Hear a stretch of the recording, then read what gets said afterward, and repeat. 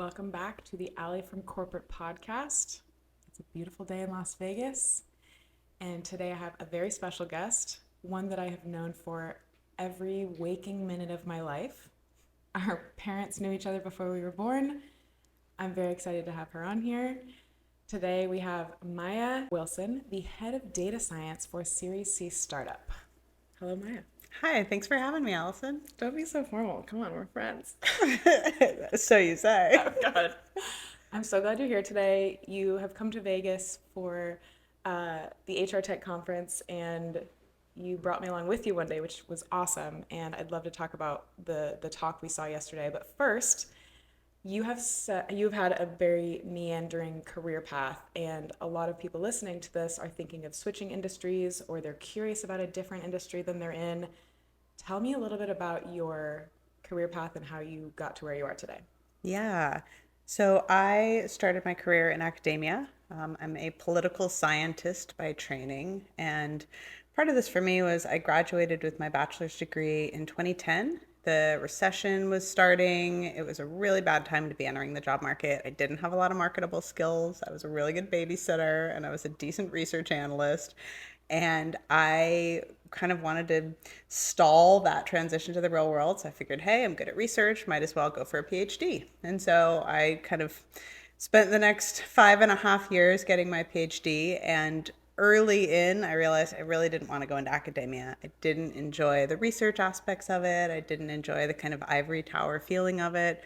But I had already, moved to Atlanta and I was partway through the program. So I figured, oh, I'll go ahead and just finish it. And so when I was partway through, the term data science became part of kind of job culture. And big data was becoming a thing, compute power was becoming powerful enough to really drive a lot of insights with data. And so I started to shift my focus to tech. And during my time in my PhD program, I really invested in coding skills and getting a lot of hands-on experience with data. And then when I graduated, I ended up getting a job as a data scientist at a very early stage company. I was employee number 16. It's a SaaS company, so we built software. And I had an awesome experience there for about 3.5 years. I was a data scientist and kind of practically a software engineer because we were just so small that I was able to really get hands on there and learn a lot about software engineering. I had some great mentors there. I did some product management as well. It's one of the fun things about startups is you really get to wear a lot of hats. So I got to learn a lot of different roles within the company. And after I was kind of ready for something more, some growth, I wanted to become a manager, and there wasn't really a big enough data science team at this company to become a manager. So I got a job at a much larger company as a data science manager. I inherited a team of 6 data scientists, learned a lot about people management. I had the opportunity to grow my team in size. I got to hire a bunch of people. And we really got to work on kind of the forefront of generative AI. We were building a lot of things that would generate text for our customers even before OpenAI was out there. And so that was really fun.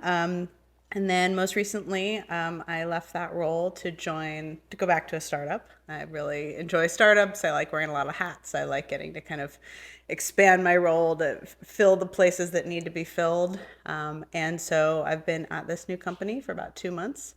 And I lead the data science team. I get to set data science and AI strategy. And it's been really fun so far. I love that. I love the part where you say you wanted to go back to a startup. I get a lot of questions about startup versus big company life, and the wearing many hats thing is absolutely true. I would say the startup life is not for me at this point in my career. However, I've done big company and I've done startup, and I like both for different reasons. I like the stability and the pace of a larger company. It's a little bit slower. And I feel like the dynamic, fast paced environment of a startup is sometimes a little chaotic. But you feel like you're able to be creative in that situation? I love the chaos because it makes me feel like I'm moving fast. Yeah. I'm really driven to move fast and to fail fast and make mistakes and learn new things. And I felt my time at a big company had a lot of process involved. And I understand why that's important. Yeah. When you have big organizations, everyone needs to be aligned. You need to make sure you're using resources well. But my time being back at a startup is already just my ability to move quickly. I've been given the advice to ask for forgiveness, not permission. The speed I like to move in startups are a great fit for that. And tell me what you mean when you say fail fast. Because some people are very scared of making mistakes at work or learning things the hard way. What does failing fast mean? So I work in product development, and a lot of what we're doing is trying to see whether new solutions will solve a customer's problem. And so a lot of my role is sitting with customers and learning about the challenges that they're facing, the things that our software could help with, and proposing solutions for AI. How can AI help solve this problem? But oftentimes, and especially with AI, the only way you can tell is by trying it. Like we can paint some abstract picture and they can say, sure, that sounds great. But then you spend 6 months to a year investing in building something that then doesn't solve the customer's problem or wasn't what they needed or doesn't work. Like sometimes it just doesn't work the way that you want it to. And so in my role, I really try to work with prototyping. I try to, do kind of a minimal investment and put it in front of a customer. Is this what you're looking for? Are you going to interact with this? Under what conditions would this be valuable or not? And we get so much insight from those kind of lightweight prototypes, putting them in front of customers. And so I have a lot of space in my role to build just a very small version of something and try it out. And sometimes that means people get really excited about it, and then we build some investment and we put it on the roadmap and we like allocate teams to it and kind of more formally invest in it. And sometimes it means that someone just says, I would never use this. This doesn't solve my problem. I'm not going to go do that So, thing. and you don't get emotional like, oh, I've put so much of my heart and soul into this. Well, that's why you want to fail fast, Yeah. right? If I've Yeah. put 6 months to a year into it, yeah, that's going to suck. Yeah, that would If I've suck. put, 3 afternoons building a little prototype and show it to a customer on a call and they don't like it, or the product manager says, yeah, we're not going to invest in this. All right, there's a few afternoons, but that's innovation for you. So that's Yeah. why I say fail fast instead of failing long. Like you're going to have failures. If you're not failing, you're not trying enough. You're not being innovative enough. Like you should have some failures or you're not really going to be innovating, but you don't want to invest too much before you fail. And so I think, Yeah. failing fast from a personal level is a little bit harder, right? Like you can't necessarily go out and just experiment with like, ooh, what if I, talk back to my boss? Let's see how that works. No, don't do Like that. that may or may not work. I have had managers that really welcome, my current manager is one of those, really welcome direct discussions and like, challenge me if you think so. And I've had managers that don't want that at all. And Direct discussions freak me out. I like to work for managers that are very complimentary, very soft around the edges. They sugarcoat things. So you like the direct approach? I do. It stings sometimes. Yeah. I find that I grow more from a direct approach. I really appreciate it when I have a manager that'll just tell me like, "Hey, like don't do it that way." Or this thing didn't come off the way you thought it was going to. I would rather that, but it doesn't mean that it doesn't sting when it happens. Yeah. But then I guess it stings for a little bit, but then you grow and you can change direction or slow down or speed up whatever their feedback was. So you say you're a manager and we're talking about you receiving feedback in a different way than I like to receive feedback. What do you think somebody could do if their manager is giving them feedback in a way that they don't like to receive it? Do you think that a conversation can be had and somebody can say, "Hey, I know you're giving me some feedback right now. I really like this style of communication. Do you think we can adapt?" I mean, do you think that's possible? I think feedback is a gift. And I think if you ask people not to give it to you, you're just going to stop getting it. Like wearing the manager hat, if one of my employees said, hey, I don't like the way that you gave me that feedback, and I've had this happen before. I've had employees that are not receptive to feedback, and we kind of stop growing together, and they Ooh, stop being quite as good a fit on my team because for me as a leader, I want to be able to grow my team to be able to fill the space that we're working towards, to be yeah, able to be the leaders that I'm looking for from them. yeah. And if they're not receptive to my feedback, I don't have the faith that they're going to be able to do that. It's caused problems in the past. Now, can I have someone say, hey, that feels really harsh, or that hurt my feelings the way that you said that? Sure, you Yeah. can give feedback like that. You could say, like, I don't know if you meant this that way, but that made me, I had a really terrible weekend because of the way that you phrased Oh, that, I or like that. something like Yeah. that. Make it about the way that you reacted to it. But you're not going to change your manager. You're not going to say, like, can you, for me, give more of a sandwich kind of feedback with more compliments in it?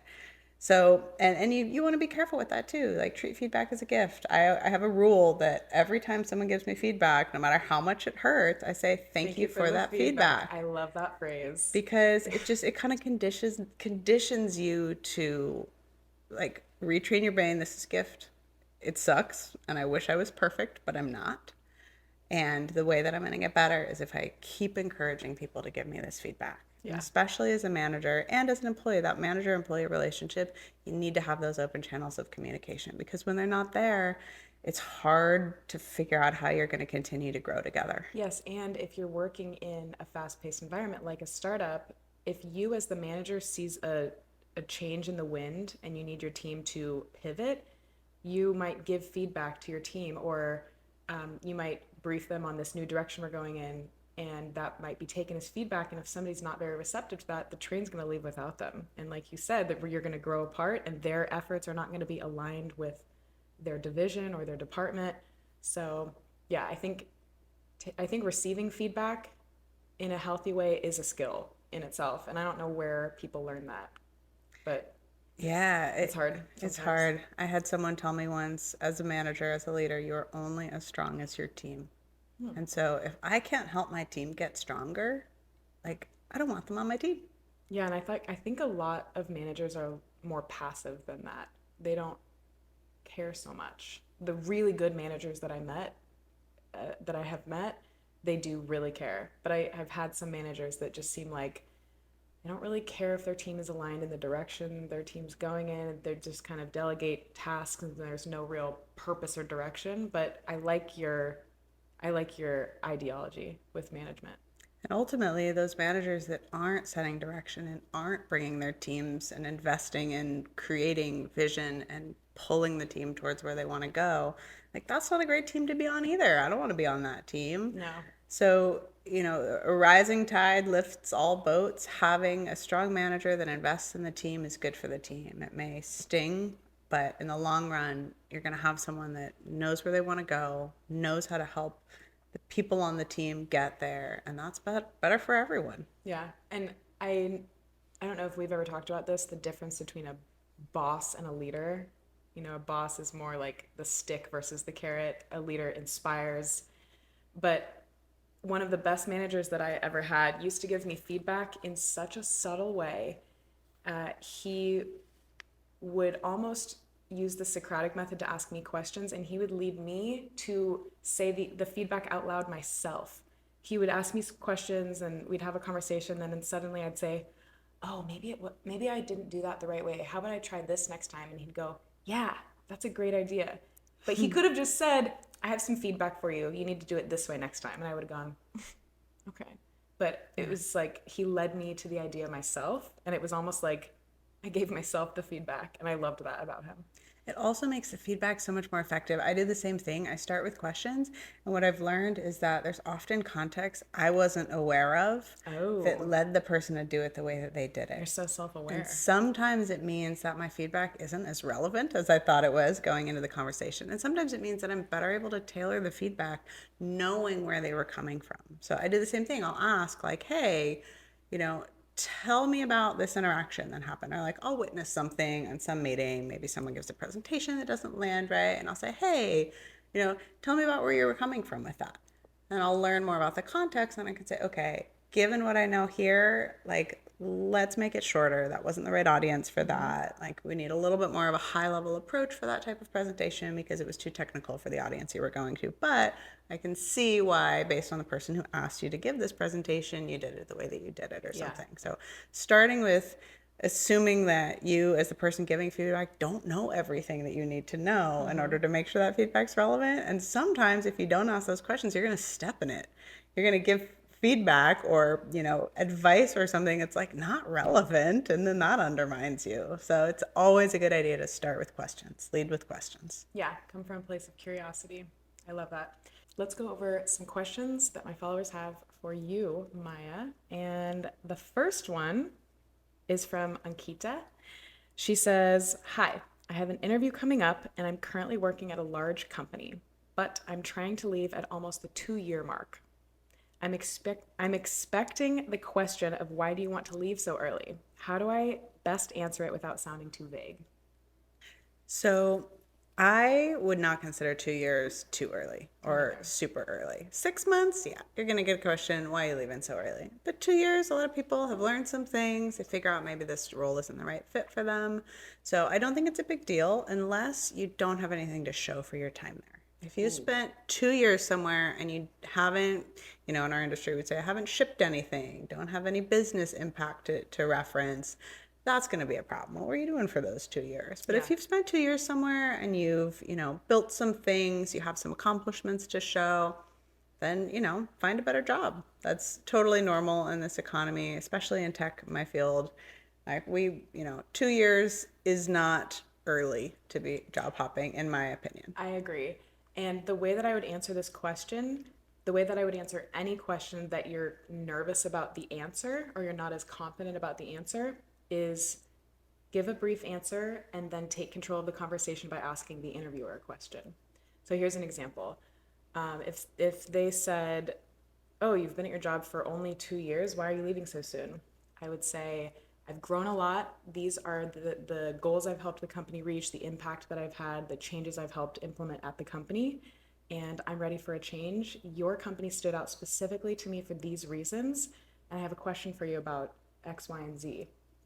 So if you're not as confident, just give a brief answer and then lead with or finish with a question. So then they have to talk and they can't keep drilling into you like, well, we like our people to stay longer than 2 years. Are you going to leave us after 2 years? So that's how I Yeah, answer that. I totally agree. And I did a fair amount of hiring in my previous role. Mm-hmm. And the other thing I would add to that is, regardless of the circumstances under which you're leaving, never badmouth the employer that you're coming from. So, whether or not there's probably things that you're not happy about or you wouldn't be leaving, Mm-hmm. you have to make it about future opportunities, not bad things from the company you're leaving, because that, as a hiring manager, is a huge red flag. Because Yes. someday I'm going to be in that position and you're going to be leaving me. And what are you going to go out there and say about the company that you're trying to get into now? Are you someone that's going to complain a lot and make a big stink about things? Or are you just going to move on to the next opportunity and not bring a lot of drama with you? So I'd Yeah. say 2 years is not too short. You're looking for more growth, new opportunities, new context, new industry, new challenges, not my manager sucks, not no one's put me on a cool project in a while. Everybody kept eating my sandwiches in the break room. Yeah, none of that stuff. Yeah. One of the best managers that I have had, he used to ask in interviews, he'd be interviewing somebody and he'd say, "What were you not getting at your current job that you'd be looking for in your next job?" Because there's obviously, I mean, the elephant in the room is you're obviously leaving your company for a reason. Let's figure out practically and objectively if that thing is at our company. Because if it is, it might not be a good fit for you. Yeah. Yeah, I love that. Okay, ready for the next question? Yeah. Next question is this one's from Joshua. Joshua says, "I'm interested in getting into data science, but I'm not sure which of my skills are relevant. I have zero coding experience, but I'm a fast learner. Can you give me some advice?" Yeah, I have a lot of thoughts on this. Okay. Data science as a field has changed so much. 10 years ago, it was barely a thing. And now there's boot camps, there's PhD programs in data science, there's tons of data scientists out there. And it's kind of a hard thing to define too. The role has changed a lot. Yeah. So I'd say if you're interested in getting into data science, the most important thing you can do is make sure that you have a good grounding in software engineering, especially in tech. There are data scientists out there that are going to be building models for companies kind of more in-house, and you may not need quite as much software engineering experience, but in my experience, the more competent someone is at being an engineer, we call them full stack data scientists. So data scientists that can not only like build the model and apply the model and measure how effective it is, but can also build the pipeline that they need to get the data from where they need it in a database or a pipeline and help kind of build the rest of the user experience around it. They're going to be a lot more effective at their role and they're going to be a lot more valuable to their company. So that's a big one, is to really lean into software engineering, machine learning engineering, kind of that as a baseline, and then add data science on top. And part of the reason for this is that 10 years ago, data science was a lot of building fancy models. And so the data scientists would get the data and then they would kind of, build their own custom thing to make predictions over X, Y, and Z. But now in the field, a lot of that's being done by other people. And the models are often offered as open source models. And so Okay. you go on Hugging Face and you just like grab someone else's model that built a cool predictor for this thing and apply it to your problem. Or, OpenAI, all of these LLMs, these large language models are a great example. Like no one should be building their own large language model right now. You should be using any of the tools that are out there, Claude, GPT-4, Llama put out by Meta, any of these tools, like you don't need a data scientist to build those. You just need to apply it to your problem. Maybe you fine tune it. Maybe you point it at a vector store. That's a lot of engineering skills, not a lot of data science skills. And Yeah. so as more open source models come out, as more of these tools become available via API, the core skill set of a data scientist, like statistics and modeling and model fit and stuff, are going to become less relevant. Hmm. And the skill set of software engineering and being able to modify someone else's model to fit your use case is going to be a lot more relevant. Now, you still need to be able to figure out, is this solving my problem? Right.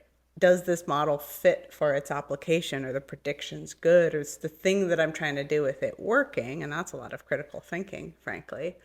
But invest in the software engineering skills more so than the statistical modeling and the kind of deep model building skills that were a lot more relevant 5 years ago. Okay.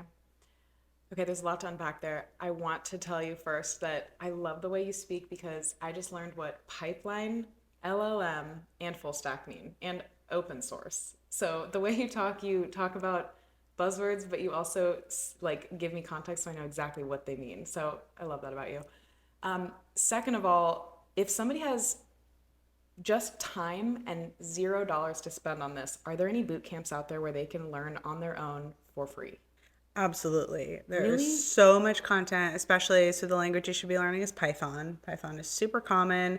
It works for the back end engineering, the machine learning engineering. You can build models in it. It's Okay. just like the most useful tool, in my opinion, for data science. And there's so much documentation. There's so much good help content out there. Okay. Python's a really accessible language. And there's a lot of great tools that you can do to kind of learn along the way and build those skills. And so one of them is, oh gosh, I'm forgetting. Replit offers some training. And what's cool about Replit, I used it recently, is they have a lot of training for any sort of thing that you want to do. So introduction to Python, I used it to like deploy my first generative AI app. But they offer the kind of full stack experience. And so they will host your stuff for you as well. They have Gradio, which is kind of an interface tool built in. So you can like build your own web app. Wow. And this is a really cool way to do it because then you have something to show an employer. Here's a thing that I built. So Yes. what I built with it was a chatbot. And in fact, when I joined my current company, I was able to show a demo of a chatbot that I had built. And everyone was like, whoa, that's so cool. It's like, it took me like, an afternoon because Replit did such a good job with the onboarding and all the tools were super accessible and the documentation was great.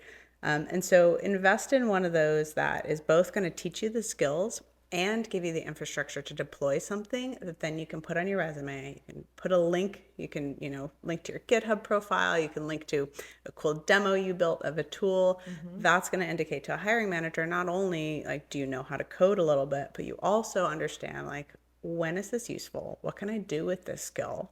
And being able to show all the way through to I built a little interface that like is now a chatbot that's an expert in this one thing that I made it an expert in. It's so useful. So Replit's great.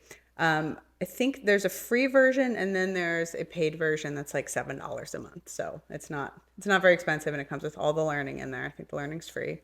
Another tool someone I know recently used to learn SQL is DataCamp.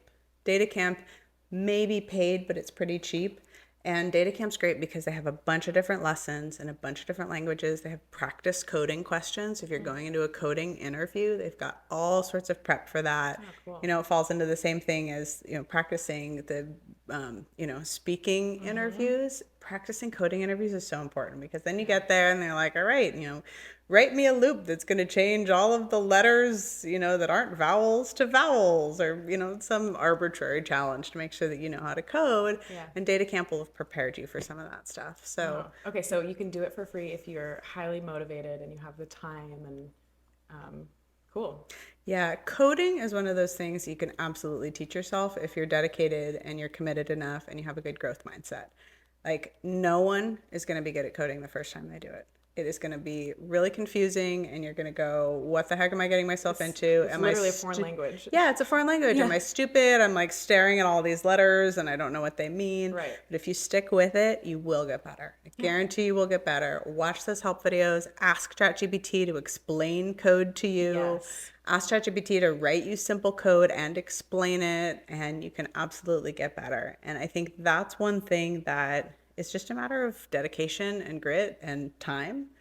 The data science side is a little bit different in that there are some kind of methodologies that you need to know. You'll need to kind of understand, what is the model supposed to be doing? How will I know if it's working right? Under what conditions do I use each type of model?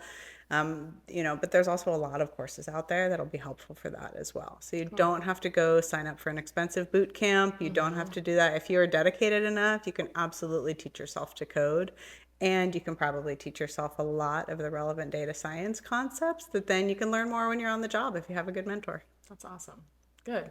That makes me feel optimistic. It makes me feel like no career is out of reach for anybody. You can do it if you want. And I like what you said about doing a project like a DIY thing at home, and then you can put it on your resume. You can talk about it or demonstrate it or bring it to an interview.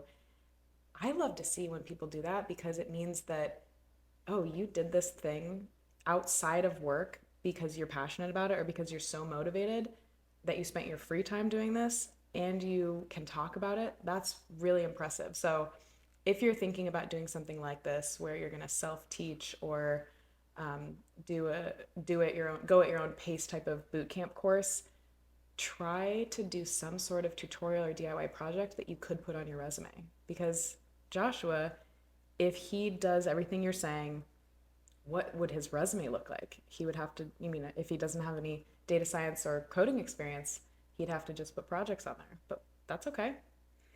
Yeah, the other great thing about that is because data science is such a fast moving field, as a hiring manager, I look for someone that's going to stay on top of the field and is going to take the time to learn new skills and teach themselves what they need to know and adapt to the changing environment. And so when you do that on your own time, when you do that as part of your learning, you indicate that you're capable of that, that you're interested enough, that you know how to teach yourself new skills and go seek out the right tools for that. And that is frankly a lot more valuable than someone who maybe got some fancy degree but then like never updates their skill set. They like graduate and they're like, great, I have a fancy degree, but then in 10 years you're using models that were deployed 10 years ago and the field has like vastly changed out from under you. So having someone that's self-taught, that's driven to learn the new technologies, to learn the new approaches is really valuable. And the other thing that showing a project is important for and useful for is it shows that you know how to think about, how do I apply this? And if you do a novel application, that's even better, right? You can do some out of the box. I made a chatbot that can answer these types of questions. But if you figure out how to use that technology and apply it to an interesting problem that no one's done before, that's really going to stand out to a hiring manager, because a lot of the data science job is figuring out, where do we use data science? This has been a lot of my role in the past, and now is like, here are a set of problems. Where can data science and AI be impactful? What should we invest in? What kind of problems could it solve? How can we innovate with this? And certainly you could get a role where your manager assigns you we need to predict who's going to churn from our website. Okay, you go in and do that. And that's certainly a valuable application of data science. But what's potentially even more interesting to me is someone who can say, hey, I noticed this thing over there, and I think we can solve that with generative AI, and I built a little demo of it. Cool. So if you can do that while you're applying for jobs, that's really going to stand out. Yes, I love that. All right, are you ready for the final question? This one's from Rachel. She said, I love my job and I'm really good at it. I'm a software engineer for a mid-sized company. Recently, my manager asked me if I'd like to have a team under me and become a people manager. I'm not sure if I'll get to still code, but I would like my career to progress. Help. This is a great question. And it's something that I think a lot of technical people struggle with because most technical people like building. Yeah. They like quiet heads down time. They like making something work and pushing that code and delivering it and seeing it work in the app.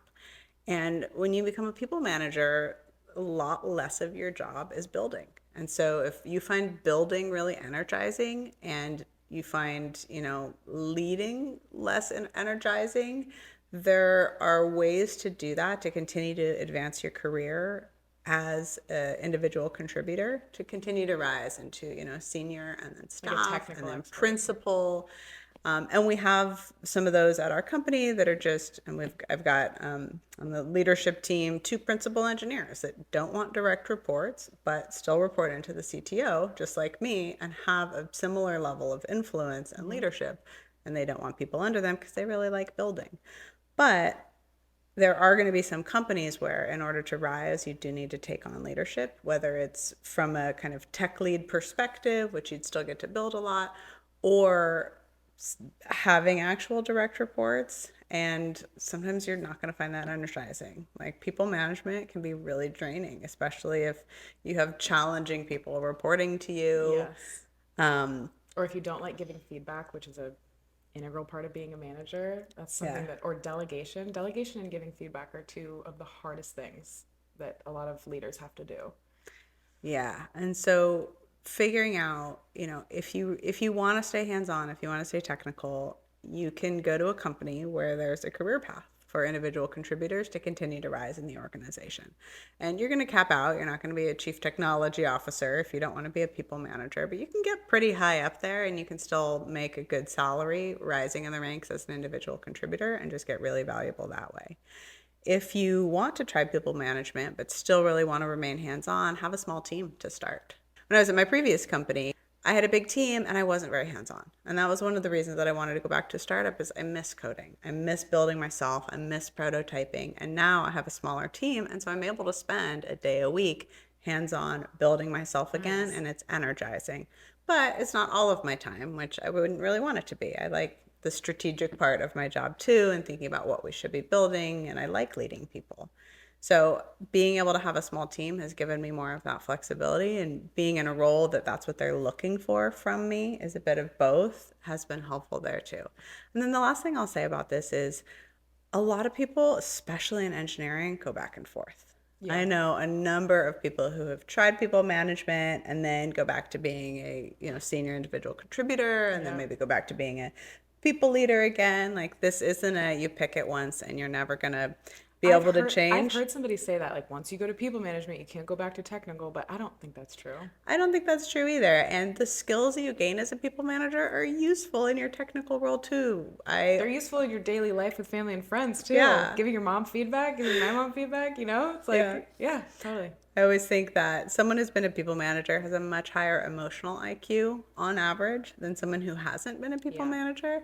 And that makes them more valuable as a senior member of my team. So it's certainly not a bad thing as long as you stay hands on and you keep your skills fresh.